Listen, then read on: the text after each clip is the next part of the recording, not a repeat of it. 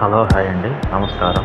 ఈరోజు అయితే ఇంట్లోనే బయోటిన్ పౌడర్ ఎలా తయారు చేసుకోవాలో నేర్చుకుంటాం. బయోటిన్ పౌడర్కి కావాల్సిన seeds: sunflower seeds, chia seeds, black seeds, pumpkin seeds మరియు బాదం గింజలు.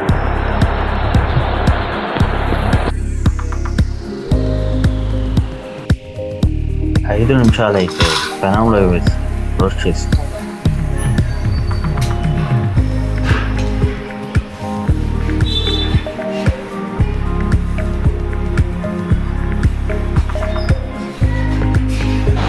ఐదు నిమిషాల తర్వాత వేయించిన గింజలు ఆరేంత వరకు పక్కన పెట్టుకొని తర్వాత మెత్తగా గ్రైండ్ చేసుకోవాలి.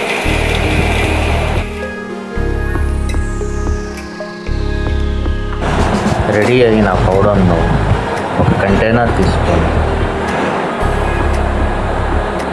ఆ కంటైనర్లో బయోటిన్ పౌడర్ను స్టోర్ చేసుకోవాలి.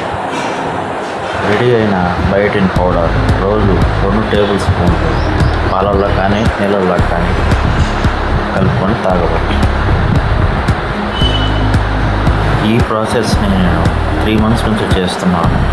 ఇది 4th month result. Baby hair రావడాన్ని మీరు గమనించవచ్చు.